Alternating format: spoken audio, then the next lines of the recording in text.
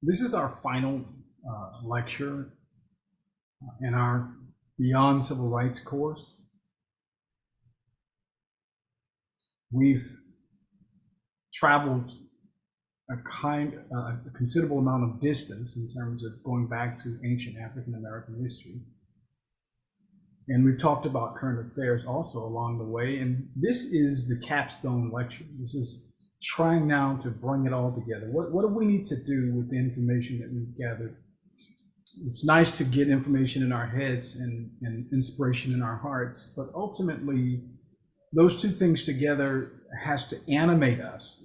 When I say animate, I mean put us in action, working toward the betterment of our community for those of us today, for our children tomorrow, and for their children. You recall I talked about China 100-year plan, and I talked about the fact that the United States of America, we seem to only be able to think in 2-year increments, midterm elections, and general elections, and everything else we figure out as we go. But without vision, people perish. We know that, right? That's biblical. So, and we also talked about the fact that if you don't write out a plan for your future, your opponents, your enemy's plan will prevail in your life, in your community by default.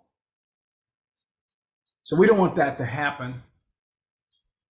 Now we're going to talk about the ultimate thing that we need to do physically, tangibly. We talked last week, and I think very importantly, we talked about the fact that we need to have a spiritual response. Because we're in the middle of spiritual warfare. Have no doubts about that this is spiritual warfare that we're in. From the moment that the first African feet touched the soil of North America, we were in a spiritual battle. Actually, even before that, when they were being hunted like game, like animals in Africa, in their villages. Contrary to what is often presented, many and most of those villages were civilized and had a complex hierarchy in terms of social structure, in terms of an economy and how they supported themselves, how they defended themselves, how they worshiped. They weren't just hiding out in the bush, shooting arrows at people as they walked by. That's the image that was portrayed, and therefore it was necessary to bring us here to quote unquote civilize us. Well, that's one narrative that has prevailed. I've tried to push back on that narrative. Certainly there were bush people, and in fact there still are bush people, but there are also complex civilizations like Kemet, the land of the blacks, Kush, the black land, Aksum, the first Christian empire that existed for 1,000 years. In its day, it was a rival, according to a prophet and a well-known scribe and historian from Persia. The Aksumite Empire, which is in modern-day Ethiopia and Eritrea, rivaled Rome, Persia, and China. It was one of the 4 great empires on the face of the earth. It was a Christian empire. It lasted for 1,000 years. So we come from a rich heritage, intellectually, spiritually. We talked about the fact that people of Kush rose up around 746 AD and took over, began to rule Egypt. They did that in part by using their military might, but more significantly, because that ties into the lecture that we're doing today, they did that by their spirituality. And again, this is the capstone lecture, so we're bringing it all together. And what does that mean for us in terms of the future? Talked about Alara, who was the founding member, I believe, of the 25th Egyptian dynasty. We talked about his son or grandson, Pianke, who actually physically went in with his army, but before he did that, he purified himself spiritually, and instructed his warriors to purify themselves, to pray to God, to remember that no one prevails at anything unless they have God's help. And it's still good advice today. In fact, it's the only advice and the main advice that I have to offer this group today. As then, we still need God to give us the assistance and the direction and the inspiration and the protection that we need to be successful at any endeavor that we have.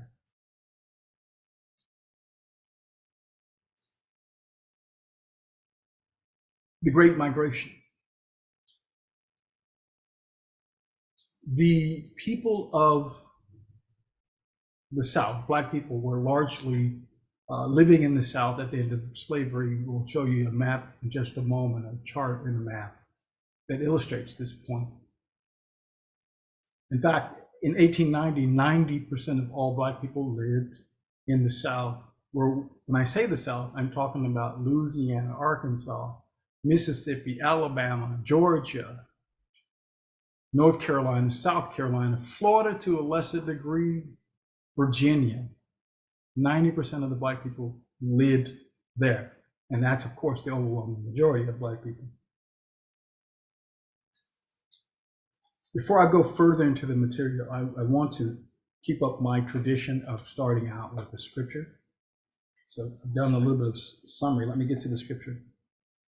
What I want to tell you about the reason why we were positioned in the South is that there are many rivers, literally there are many rivers there that nourish and flourish the land, that make it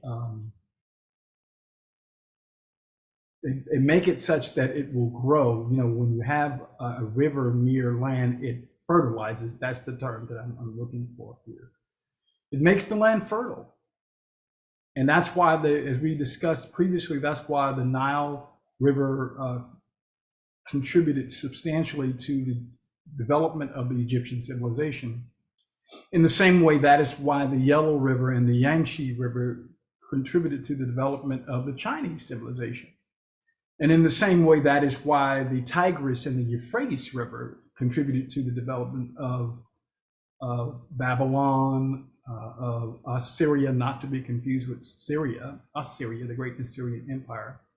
The region that we know as Mesopotamia, which is a Roman or Greek term, which means the land between the rivers. Here's my point. Wherever there are rivers, there's going to be fertile soil. There's going to be an opportunity for people to stop having to hunt and gather every day for their food. They're going to be able to grow crops and accumulate food sufficient enough to feed themselves, and to store, and that's the key, to build storehouses so that they have food for the future, and use some of this surplus to trade, to generate wealth, right? So rivers have always played a critical role. And it's my sneaky suspicion that when God is trying to position people, any people throughout history, and keep in mind, China is a reference point. I'm not elevating China in the sense that they're better, but China was established by two great rivers, the Yellow River and the Yangtze River. Okay, now when God, I'm going to say this, positions any people, the Indians, and there's a river in India called the Indus River, from which the nation gets its name, the Indus Valley civilization. When God is preparing to establish a people, he will position them for practical reasons by a river. And what we should know, and I'm going to illustrate to you about the southeastern part of the United States, is that there are many rivers there. And it's interesting that that is the base from which we started. And I'm going to tell you up front that the thrust and the focus of this lecture is that that is the place that we have to return. And I'm going to also tell you this, that Black people have already begun to return to the South. And that started in earnest probably in 2000. when the quote unquote Great Migration came to an end. And Black people begin to realize in Detroit, in Chicago, in Cleveland, in Akron, in Philadelphia, in New York City, in California, in Los Angeles, Oakland, San Francisco, Black people begin to realize that those cities were not the paradises, not the promised lands that they anticipated. That when they got there, when we got to those cities fleeing oppression, that we encountered a different kind of oppression. We encountered being locked out of unions, which would ensure that we would have a right to work and to earn a living wage. We encountered being locked out of neighborhoods that we could afford to pay for in terms of the rent, in terms of our credit rating, such as it was, not because we didn't have the ability to pay the rent, but because people simply didn't want to live around Black people. So we ran into what were called restrictive covenants, where landlords were prohibited from leasing their property to certain people, Black people, Jewish people, Catholics, but substantially Black people. So we now are beginning this process of reevaluating what we should do. We're not looking for heaven on earth, and if we are looking for heaven on earth, let me tell you, it doesn't exist. Paradise has been lost since the time of Adam and Eve. So when we talk about migration in the sense that we're going to talk about it today, it's not so that we can achieve a utopia. Utopia doesn't exist. But it is so that we can position ourselves in such a way that we can have the maximum opportunity to be successful politically, economically, and spiritually, and otherwise, socially and culturally. I think that all people on planet Earth have the right to be able to position themselves so that they have the final say in terms of what happens to them politically, economically, socially, and culturally. I think that all people have the right to self-determination. I think that that's biblical. I think that to be created in the likeness, in the image of God, comes with that basic ingredient. And when any group of people are denied this right, then they're being denied the very right and the very basic requirements of humanity. I said I was going to read the scripture. I'm going to read the scripture. It's Psalms chapter 1, verse 1. And I'm reading it because it references trees.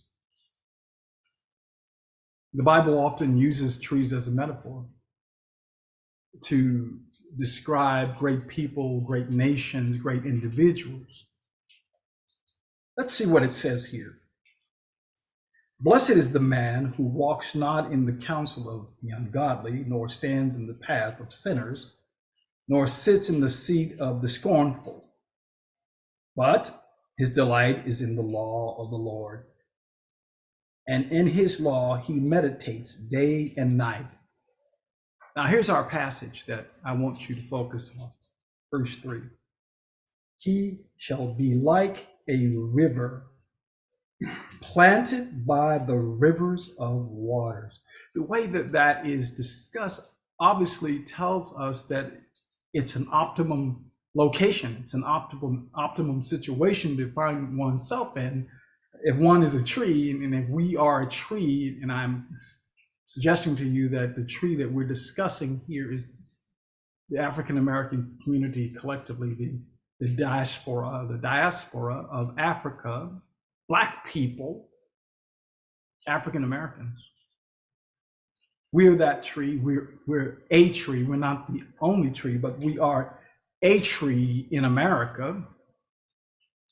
Planted, getting back to the verse, he shall be like a tree planted by the rivers of water that brings forth fruit in its season, whose leaf also shall not wither, and whatsoever he does shall prosper. So as I said before, God wants to bless people. He wants to establish people. He plants them. I'm going to use this term plant because when a person is being planted, or when a people are being planted, to them it might actually present itself as a problem. From a distance, planting and problems may look the same. I like to use this example. If an orange seed could talk, it might say something like this. I was sitting in my beautiful home with my fellow seeds, my brothers and sisters' seeds. We had a lovely home. It had bright orange walls. We had all the food, all the pulp we needed, all the water and juice. It was provided through the vine. Our mother tree was taking care of us. But for some unknown reason, this violent man came in and ripped away our walls, separated me from my fellow brother sisters' seeds, and transported me to a distant place that I've never seen, that I can't relate to, dug a hole, put me in a dark place, and then put a lot of manure or BS literally over me, and then flooded me with water. It is the most horrific thing that could ever happen to a seed. I don't know what I did to this man. Woe is me. I feel bad for myself. I will never see my brothers, sisters, and seeds ever again. If a seed, if a watermelon seed, if an apple seed, if any seed could talk, it might say something like that because that's seed's perspective. But if the farmer was called in to be interrogated on allegations that it was abusing the seed, the farmer might say something like this. Well, I had a fine orange tree. I had a particular orange that I thought was quite lovely and looked like it had some good seeds in it. And I thought about the fact that I wanted to multiply the trees that I have. I wanted to produce. So I peeled the orange. I got a seed. I planted it where there was good water and good soil so that it may grow and become this magnificent, wonderfully splendid, amazing tree. And on that tree would, in time, come multiple oranges, which each had multiple seeds.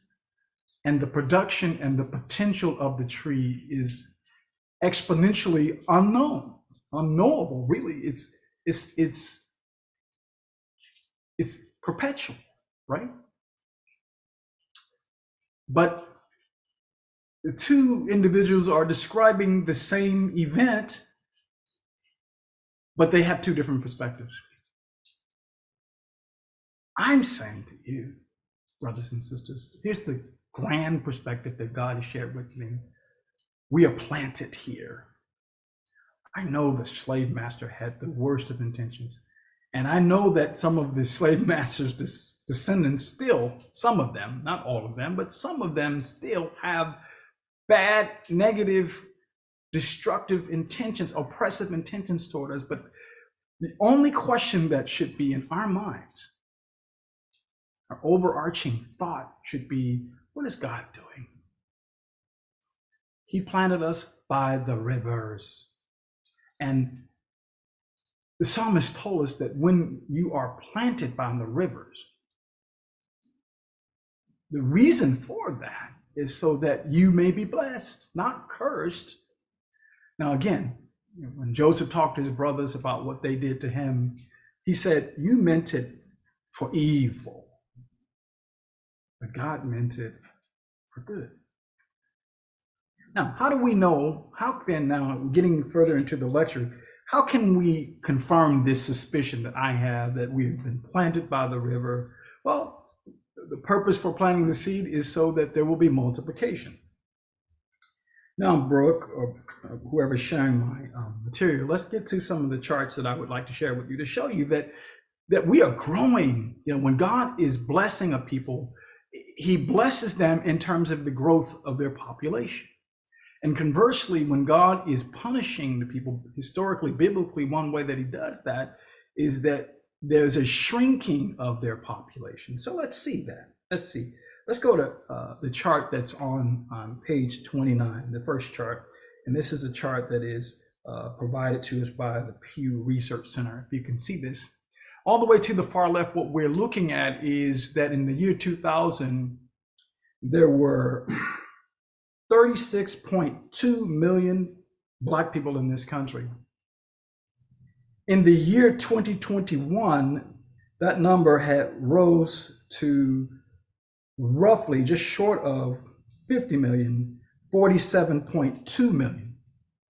So if God is cursing us, as some people have said, you know, when we first came to this country, the white people were, some white, even religious leaders were saying, we are suffering because we're under the handmaiden curse. Well, if God's cursing someone, some people, he doesn't do it by causing them to have explosive and exponential growth in their population.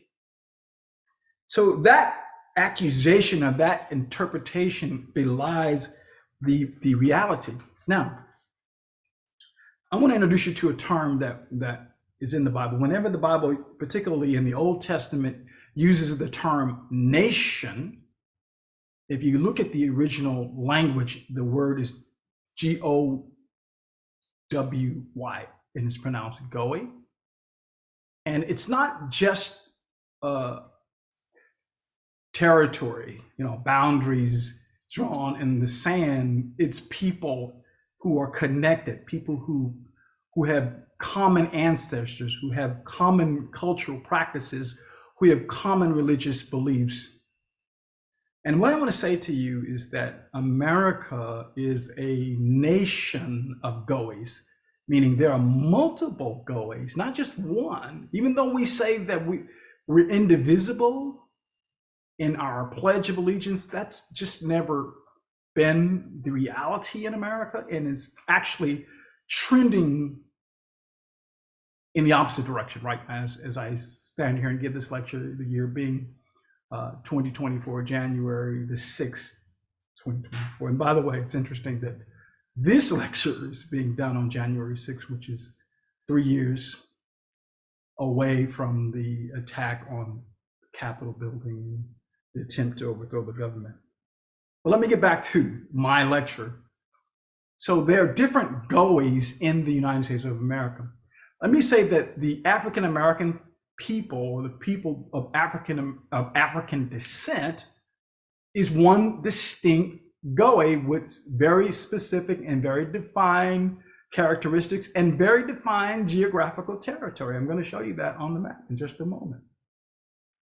But the word Goy means nation, but not in the traditional sense. When the Bible uses the term nation, it's not just saying boundaries, it's talking about ethnic groups, people connected by blood. You remember last week we talked about the different forms of adhesion or glue that keeps people together, that keeps empires together. And we said that the strongest one is blood, or being related. And so when the Bible uses the term nation, it's talking really about people who are related ethnically. Now, so there are roughly 50 million Black people in the United States today. Keep in mind that when the first Africans got off the boat and touched their feet down in North America, there were less than 100 people of African descent. You just simply don't get to 50 million being punished. If God had a plan to destroy and to demean and to punish perpetually people of African descent, he's done a horrible job, just in terms of the numbers. But of course, I say that because he didn't have such a plan. He had a plan to bless us and to build us up and to promote us, not necessarily above all other people, but certainly God has a plan to promote us, but that plan is connected to the place where he planted us, and he planted us in the south near the rivers. And we know why the rivers are important, because the psalmist told us. But Brooks, let's share this chart that's on page 30, so that you can further understand that America is a nation of nations, right? And that if Black people at roughly the next chart, if you can zoom in just a little bit, if Black people were a nation among the nations in the United Nations, our population, the population of Black people in America, is more than the entire population of Argentina. It's more than the entire population of Algeria. There are more Black people living in America than there are entire people living in Iraq. There are more Black people living in America than there are entire people living in Canada. You see that? And let me just go to the bottom there, Ghana. You know, a lot of times Black people say, I'm going to go to the motherland, and the number one destination that we talk about is Ghana, right? That's what a lot of Black people from America like to visit. But there are only 34,121,000 Ghanaians. So if we all decide that we're going to go back to Africa, where are we going to move to? They don't have room for us. We are a nation. One of our challenges, and this is important because it raises a practical consideration. One of the challenges that we're facing in this country in terms of the tension among races and cultural groups, it's not that white people are inherently evil or Black people are inherently lazy or ignorant. It's that when you get people, distinct groups, grown up, so to speak, living on top of each other, it's going to create friction all by itself. Now, this dynamic has been played out time and again throughout human history. So one of our issues is that we are a nation living inside of a nation. And there is no known solution to that other than if you are in that position, you need to at least be affiliated, in close proximity to the people who look like you, who think like you, who share common goals and objectives. And it's not about segregation. It's about living in a safe space and a safe zone. All people deserve to live in a safe space, in a safe zone, where their inherent traits, such as their gender or their race or their religion, which is not an inherent trait, but it's a significant aspect of one's humanity, his religious beliefs or her religious beliefs. All people deserve to live in a place where that does not represent a barrier or a burden for them out the gate. Okay, and so what history tells us and what current affairs tells us is the only way that you achieve that is that you simply have to live around people who look like you, who believe like you, who think like you. And that's typically people that are in your GOE in the context in which we've discussed it so far, the GOE, which is the nation, the people of common ethnic origin. And so if that's the goal, then how do we achieve that? Well, I'm telling you, we have to move back to the South. Why? Because we are having a group experience. Let me remind you that whenever we see a Black man shot by the police, whether we are in Los Angeles or Miami or Cleveland, I guarantee you Black people are having the same response, the same visceral response. How long is this going to go on, right?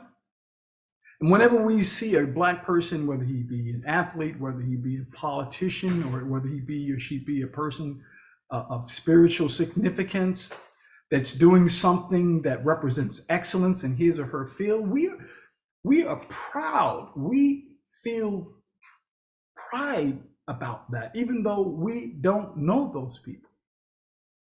When we hear about Black celebrities dying like Michael Jackson and Prince, we feel like we have lost a member of our family. We never met Michael Jackson. He didn't know, or Prince didn't know that we exist, but we are having a common experience. When we go to the bank to get a loan and we are turned down because they're requiring us to have better financial profiles than the same person who's of a different race, or a person who has the same profile but is of a different race, we're having a group experience.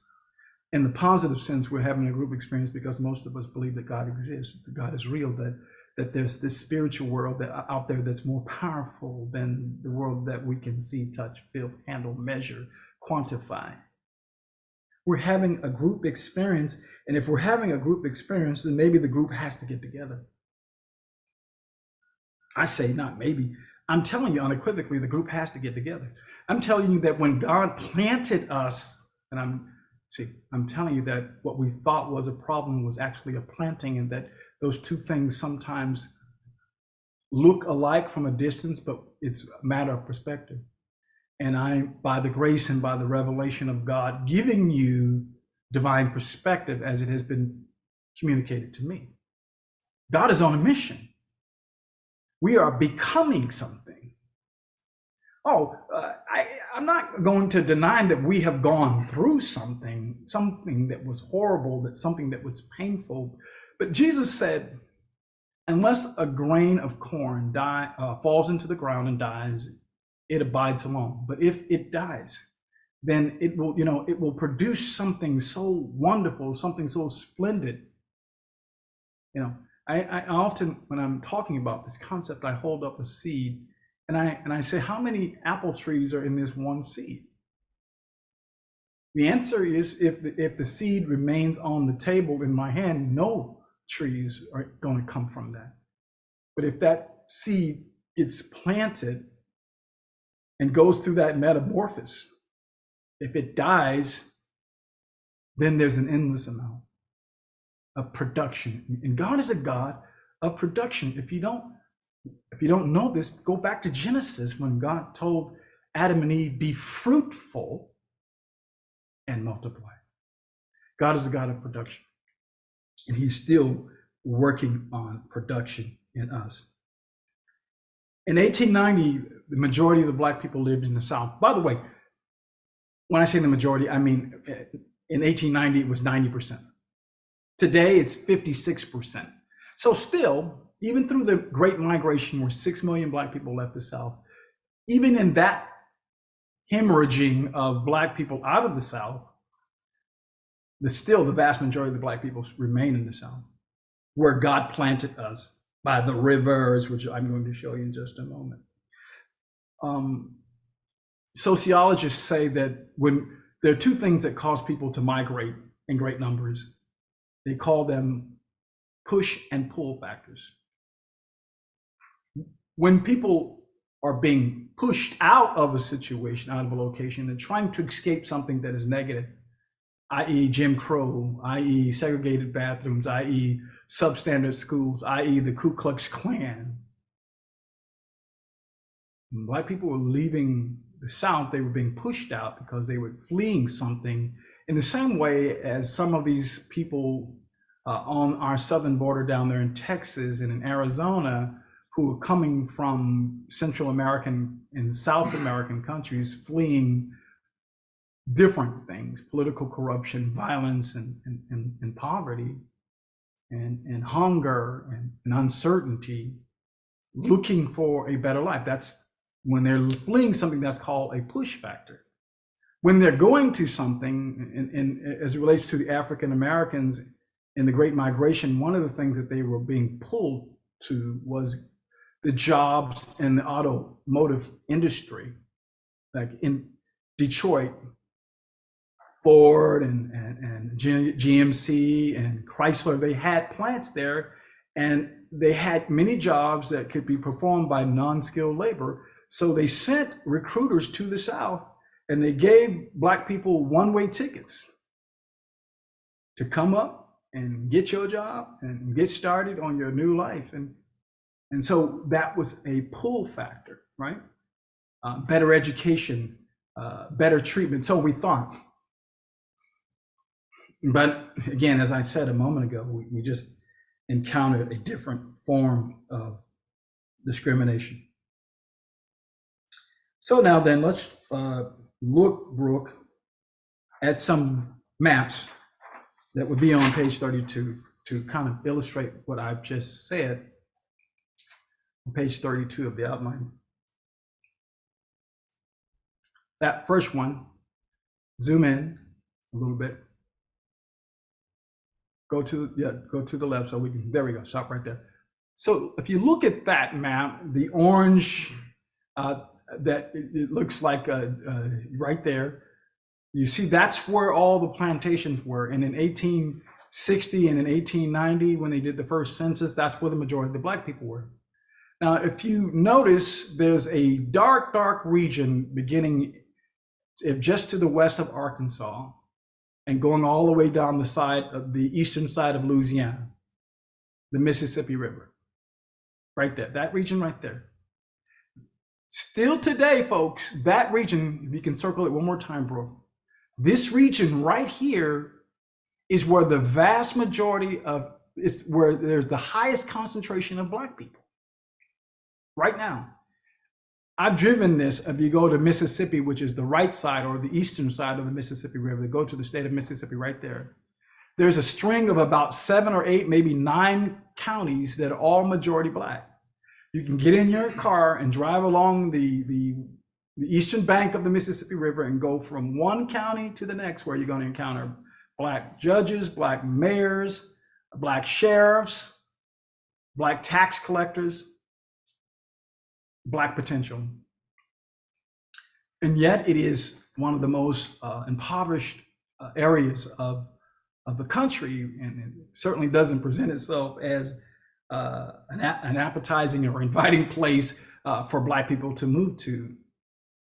But Mississippi, more than the other states, is the state that has the highest Black population percentage-wise, and therefore has the highest potential for becoming a Black Mecca. I have this thing that I've been thinking about all week.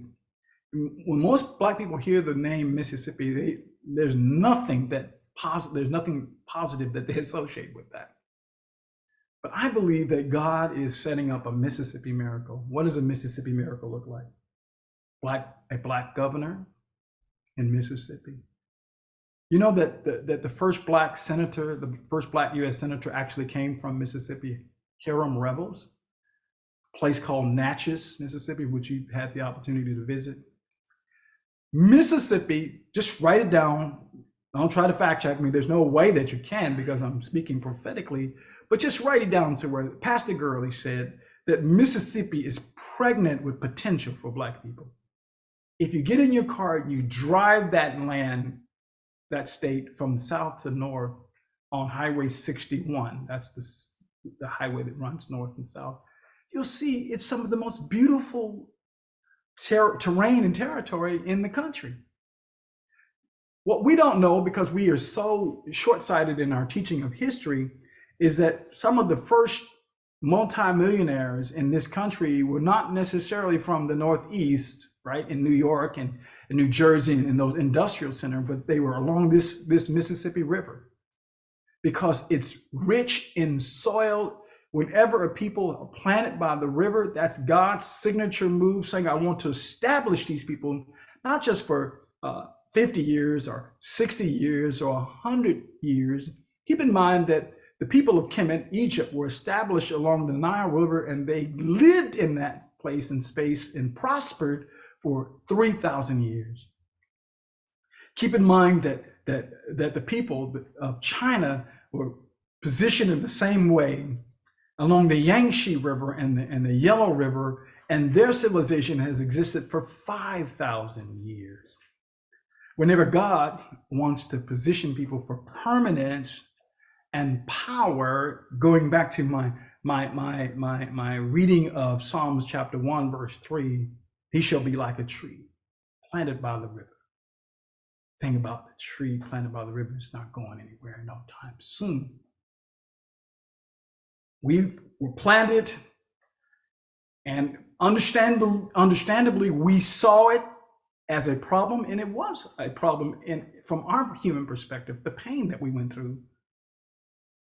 And I'm not trying to belittle our suffering here, but God has this unique way of bringing us to a place of total production and total usage to Him that certainly, as far as I can tell in my reading and understanding of Scripture, doesn't necessarily agree with, and nor does He seek our permission in terms of how He does it.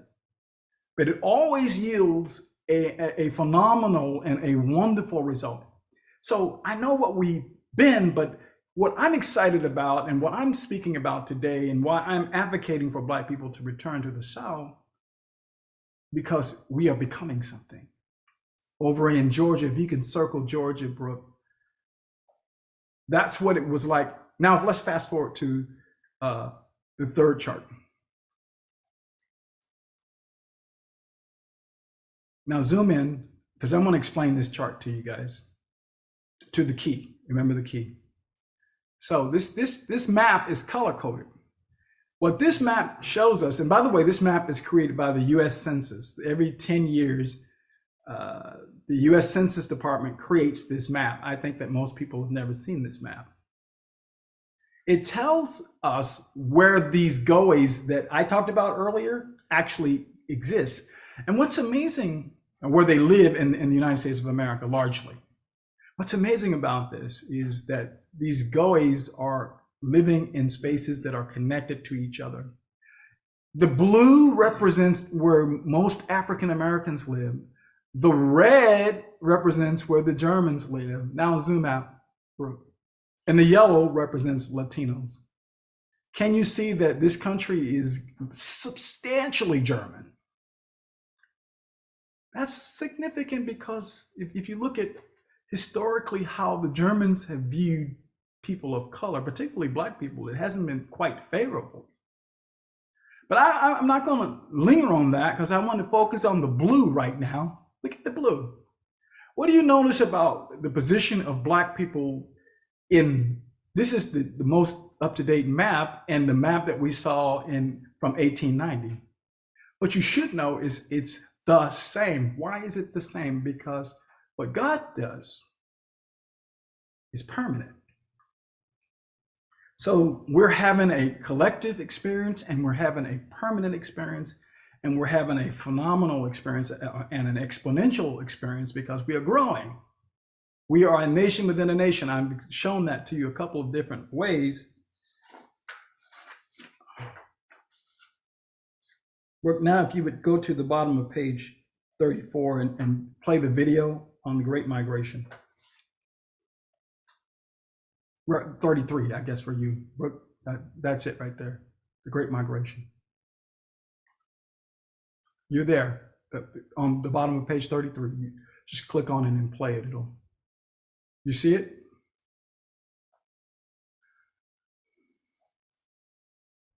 I had a video up. Did you see it? Was that it? One standby. No, I'm saying I had a video up. Did you see it? Was that the right I can't see it if you have it up. Try again.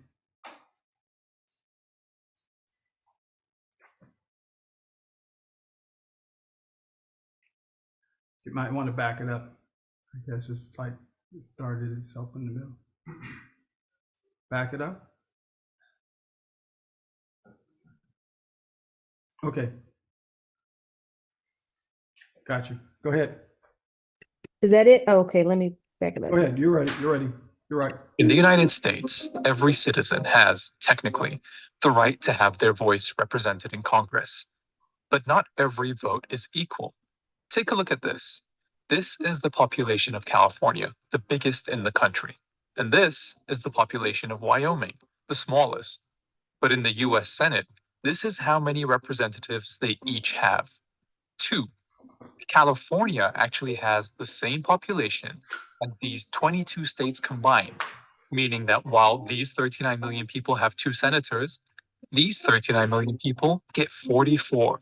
While the presidential election always takes up the most attention, The Senate is where a president's policies and laws can be passed or blocked. This is the first part in our series looking at you versus the system.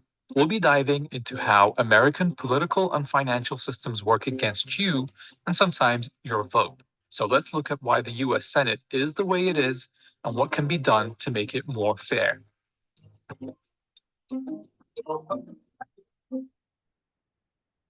The federal government is divided into the executive, judicial, and legislative branches. Laws are passed here in the two houses of Congress. The House of Representatives has 435 members, each one representing around the same number of people across the country. As we've seen, though, the Senate has only 100 members, 2 per state, regardless of how many people live in those states. This system was designed at the Constitutional Convention in 1787.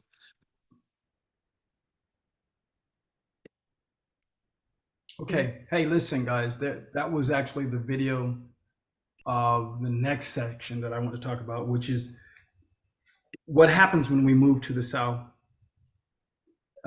Is that we garner political strength. Okay. Do you want me to play that? You want me to play the other video? No, that's fine. Just hold. Yeah. Thank you. We are in the political position that we're in, where we're always asking other people to do what they said they were going to do. The problem is, and this is not just white people, any people historically that have been in that position where they're dependent on someone else to honor their pledges and promises, always come up short. The law that is written in the book yesterday is the commitments that were made by that generation, and they're not necessarily renewable in this generation. Each successive generation has to reaffirm or modify the understanding, the agreement that it has between its fellow citizens. The problem has been historically, and we can see it being played out rapidly in the state of Florida right now in terms of the silencing of the teaching of Black history. And now there's a bill that I think is being pushed through the state of Florida that says that you have to teach that it was the Democrats, the Democrats who enslaved Black people, that the majority of the people who were the slave owners and who advocated for slavery were Democrats. Well, that's true, but let's dig in and see what the history is. In 1860, the conservatives, that's really who you want to track, the conservatives versus quote unquote the liberals. The conservatives were the slaveholders and they were the Democrats. And yes, the conservatives have always been against the things which largely represent Black inclusion, Black equality, Black recognition, Black love, Black respect, anything Black self-empowerment, anything historically that has represented Black progress. It seems that when the quote unquote conservatives have had the opportunity to vote, to be heard on the record historically, they've weighed in against us, and they're doing that right now in many ways, attacking affirmative action and higher learning, attacking people who are of color, women who achieved high positions like the president or the dean or whatever she was, the chancellor of Harvard, who was forced to resign. Her last name is Gay. I can't think of what her first name is. The female president or chancellor of the University of Pennsylvania, who was forced to tender a resignation. It wasn't just a haphazard where the board got together and decided that she wasn't doing her job. There was an outside effort that was coordinated by conservatives to make this happen. Anything that represents diversity and inclusion, anything that represents inclusion that represents the diminishment of white male Protestant domination has been attacked historically by conservatives. That's a historical fact and is being attacked today. So it's to force teachers, number one, to say you can't talk about slavery and you can't talk about the fact that it was bad. But then if you talk about it, you have to talk about the fact that it was the Democrats. It's mischaracterizing, it's misrepresenting history. But then again, what I was reflecting on throughout the week is that this apparatus that we call the United States of America and the political system that we have, particularly the conservative political system, we've got to treat it like it is a living organism. The thing about living organisms is that they adapt to survive. The only thing that the living organism wants to do is survive. And so it will do whatever it deems appropriate. It will mask itself, it will hide itself, it will transform itself, it will say whatever it needs to say in the moment. But don't you trust that organism. Once a malignancy, always a malignancy. That system of oppression, that thought process of oppression, the presentation of America's slave history cannot be sanitized. It cannot be explained away. We can't reach a compromised position. We have to reject it outright.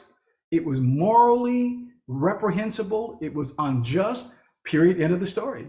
If we try to find middle ground in that conversation, then we're losing ground and they're gaining ground. That living organization has never died. It has just found ways to morph, and it is morphing again, and it's winning. It's gaining ground politically right here in Florida, throughout the South. Let me go on. So migration is if Brooke, if you could go to the map that, I don't know if it's on page 34 or 35 of the outline, because your numbers are just a little bit adjusted from mine, but it's a map with orange arrows and lines showing Africa at the center. Yeah, that's the one right there. Can you zoom in just a little bit? Now, those of you who attended my first lecture that I did during the pandemic, Africa's Contribution to the Bible, you probably remember this map.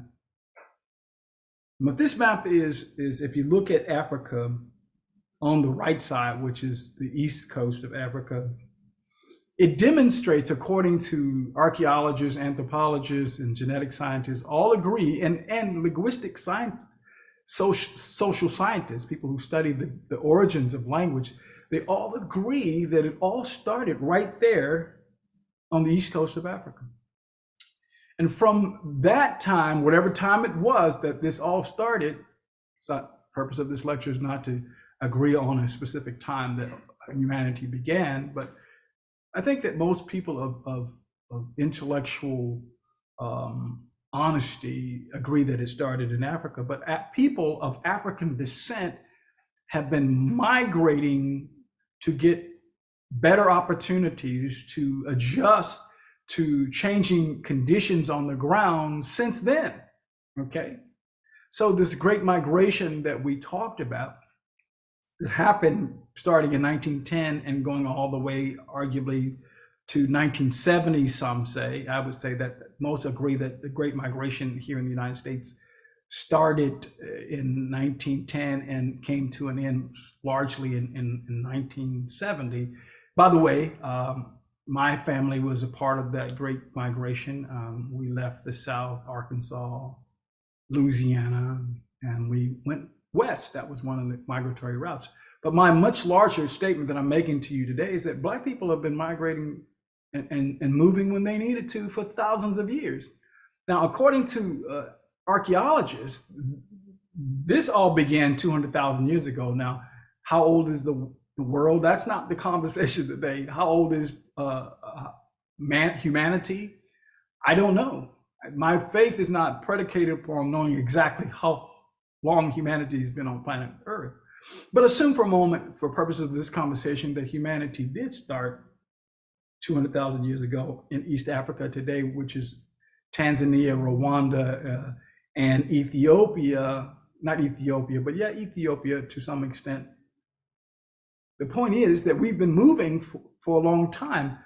A few lectures back, actually, I think it was probably lecture number 3, we talked about the fact that the Earth rotates around the sun, but it also tilts. It does this dance from left to right on as it's turning. It's also tilting back and forth.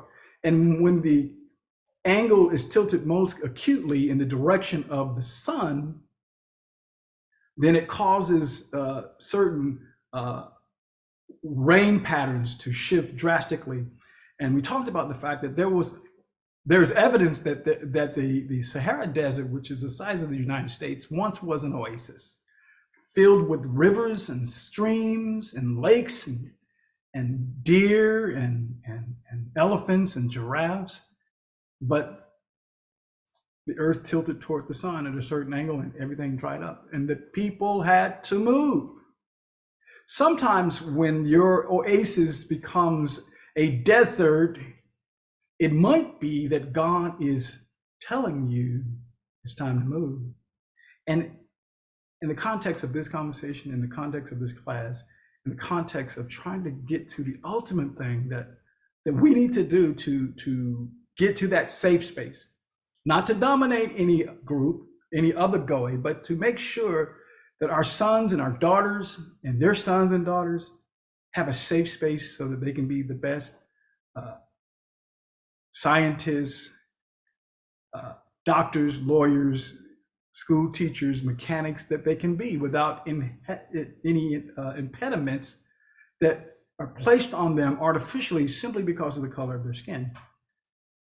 What everything that we've talked about informs us of is that we have to be in a space that we create for ourselves.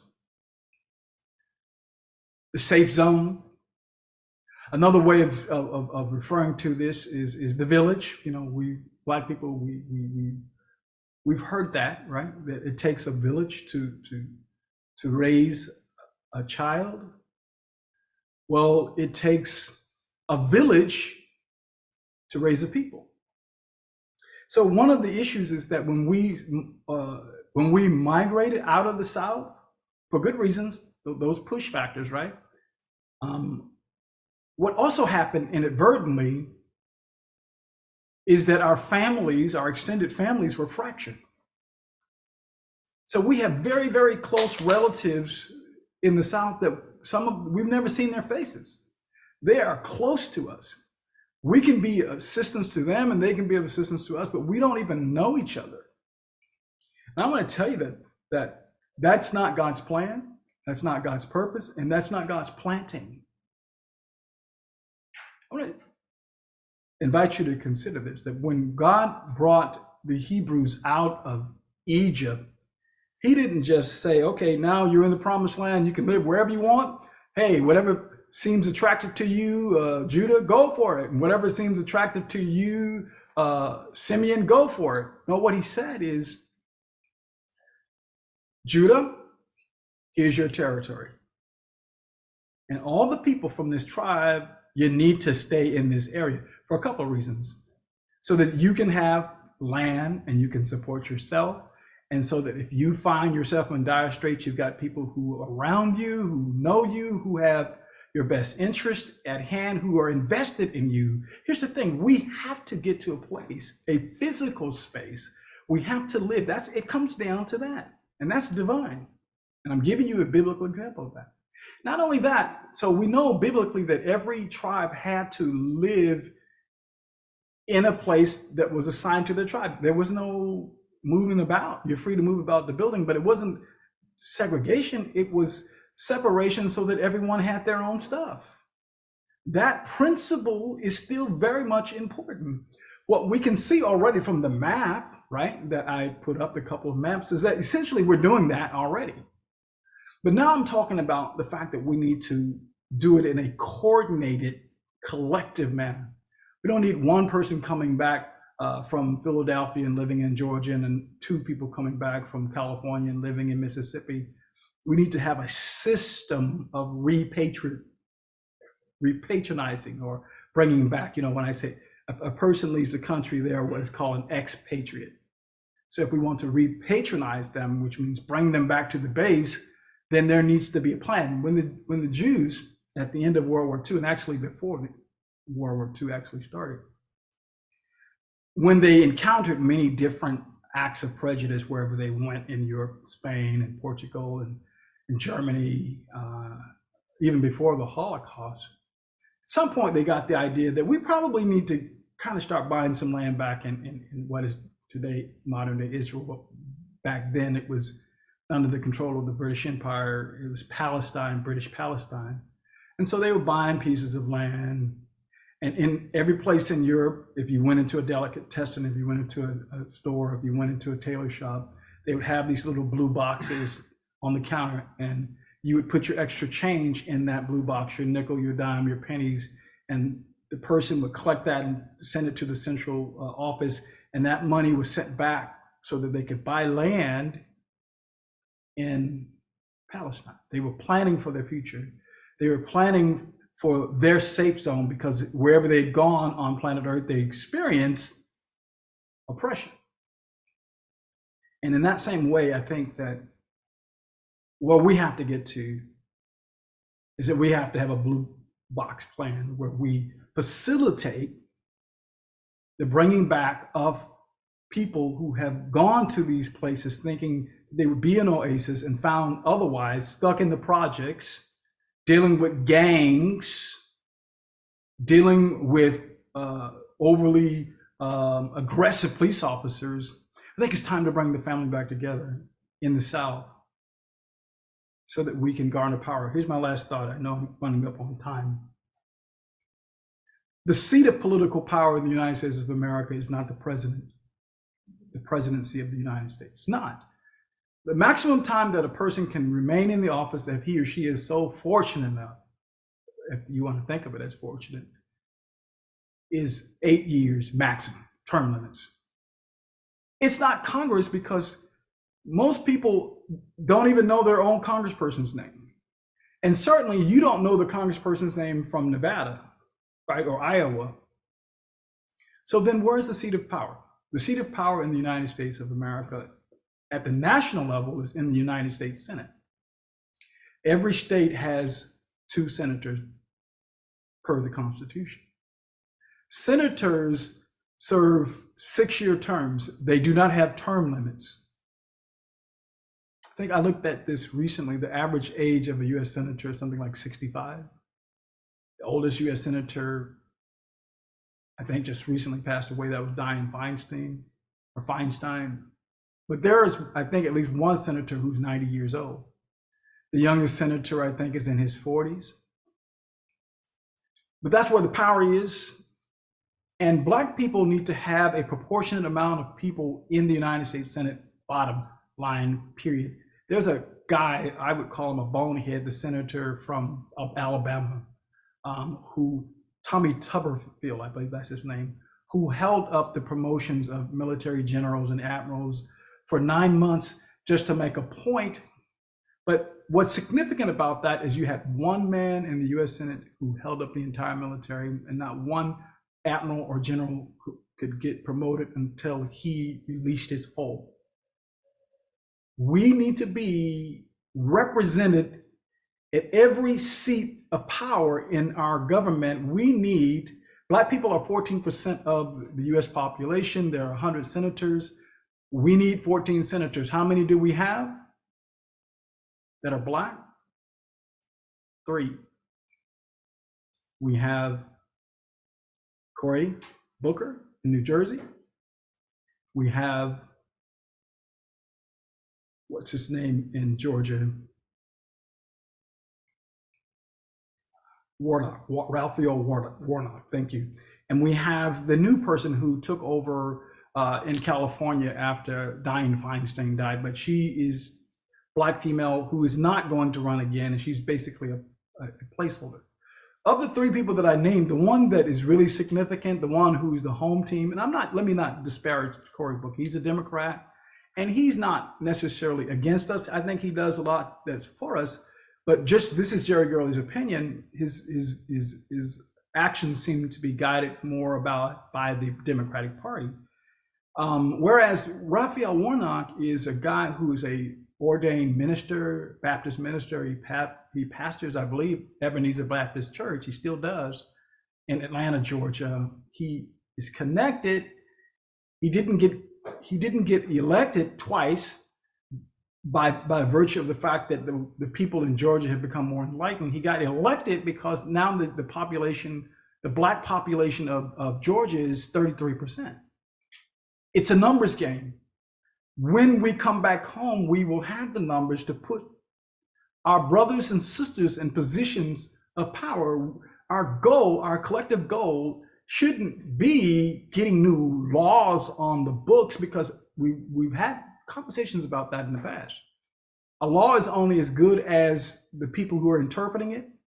And we talked about the fact in our first lecture that the commitment to follow through with equity and inclusion, the baton gets dropped on the ground every generation. So if it's about what's written in some books, I don't think it works out. It hasn't worked out for us historically. But what does work out for any people is when they have a seat at the table of power. So our goal, I'm suggesting to us, is to get to the place where we have 14 US senators. And I'm saying that we don't need an act of Congress. We don't need the Constitution of the United States to be amended. We simply need to come home. The coming home will put us in a position where we can have greater influence over what happens in our community to our brothers and sisters. Now, friends, I'm at the end of my lecture, and we're at the end of this course. You all have been wonderful and great. I don't know if we have some comments or questions, but I'm ready for either. No comments as of now. We turn up my volume Let's because see. my volume. Let's see, Lynn has the camera on. Okay, question. Yes, I would like to thank you, Attorney Gurley, for your dedication to teaching us and helping us with this. You know, you sacrifice your time, and then I want to thank your wife for allowing you to give up your time on a Saturday morning to enlighten as well as enrich us. And then again, I want to tell you how much support that I am talking about what you're going through and supporting you and fasting and praying for you and Brooke. God is going to see you through this. This is nothing but a test. The book of James says, count it all joy. God is going to elevate you tremendously. He's going to de-escalate some people and elevate you. And I want you to believe that, because I know this is a time of trial and tribulation, but God is going to see you through this. And I want you to know that I support you and your family wholeheartedly, and what this has meant to me. And it has broadened my horizons of what's going on right now. I see a very clear picture of what's going on. But I also see that we must continue to pray, because the government shall be upon his shoulders. So we have to pray and ask God. He is the mighty counselor and the Prince of Peace. And I know he's going to see you through. So I just wanted to say that this morning and tell you how much that I respect you, man of God, for what you're going through. You're standing firm in your belief. And I support you wholeheartedly, me and my family and my organization, because you are still our preferred law firm. So, and that will never change. So thank you so much. Well, thank you, Lynn. That means a lot to me, and I'm sure it means a lot to Brooke and Phyllis. Yes. You know, Lynn, the hazard of trying to make a difference is that there are people who are entrenched that don't want to see the system change. Mm-hmm. I understand that dynamic. I don't take it personally. Here's my prayer and my request to you and to others who may see this video. I am really honestly trying to be strong for you, meaning our community, but I cannot be strong without you. Yes. So we need each other. And it is something, it is a divine assignment that God has given me. And unfortunately, Brooke is standing in the neighborhood, so she got splashed on. So, but listen, you can't point to someone who's accomplished something of value and of significance and not see where they didn't have adversity. But if you came in on the lecture where I was talking about the seed that was being planted, Mm-hmm. Mm-hmm. I want to make sure that I don't have seed perspective, but rather that I have divine perspective. Yes. You know, what appears to be a problem is actually a setup for a promotion. And I Yes, it is. 100% believe that. And Lynn, I will tell you something, and that I haven't shared in this class. Before all of this happened, first of all, I have to ask you: do you know the movie Friday? Not Friday, but it was a Rush Hour. Chris Tucker. Yeah. And there was a line in there where someone said, "You're gonna get suspended," and he said, "Somebody said I'm gonna get suspended." You heard I was gonna get suspended? He kept asking the person who said that. So I was sitting on my couch. I'm gonna say it was probably 2020, in the middle of the pandemic, and I heard the voice of the Lord speak to me very, very clearly. And he said, I am going ahead of you to fight some battles on your behalf. I'm watching TV. I'm not in deep prayer. I'm not fasting. I'm not meditating. I heard the voice of the Lord, just like I'm hearing your voice, just like you're hearing my voice. Say, I'm going ahead of you to fight some battles on your behalf. And I'm going to open up the windows of heaven and rain down on you a blessing that you will not be able to receive. So then that was in 2020, in the middle of the pandemic. The trial that caused all of this stuff happened in May of 2021. So when I'm thinking about why, if I want to get into a self-pity mood and I want to ask myself, why did this happen? And what's going to happen? The one thing that keeps coming back to my mind, and I share with my wife and my family, is that before any of this happened, God spoke to me and said, "You're going to be in a battle, but I'm already out there ahead of you fighting this battle. And the end of the matter is that I'm going to open up the windows of heaven and pour down a blessing on you." So that's my expectation. Racism and oppression. It is spiritual. We've talked about that, and it's we can't punch it away. I understand some of my Black brothers and sisters say, "Well, I'm gonna go get me some guns. I'm gonna have as many guns as they have." You can't outshoot the devil. This thing is deep and it's all encompassing. But I've showed you at the end of the day, no matter what the devil has been trying to do to us, we've been growing. We've been prospering. We are a nation within a nation. We are becoming something great and good. And that's what I'm excited about. I don't dwell on. I know that there are people who mean me harm, but there's no panic here. Absolutely no panic. There's a resolve to stand up for the community, because I believe that this is about. I believe this is Jerry Gurley speaking. Yes. He believes that this is about what I represent. So thank you, Lynn, for your comments. Thank you for your attendance. And we'll do some more courses at another date. We're just looking at what might be of interest to others. We want to keep the Black history and Black awareness courses and lectures going. Yes. Thank you so much. I would like for you to, start it up again, keep it continuous. I mean, for people that want to join, I was thinking if there's a different way to advertise. And then I see Brian right here. Hi, Brian. Brian is the media mogul, and he could maybe advertise it and get more as you teach. This is so well needed.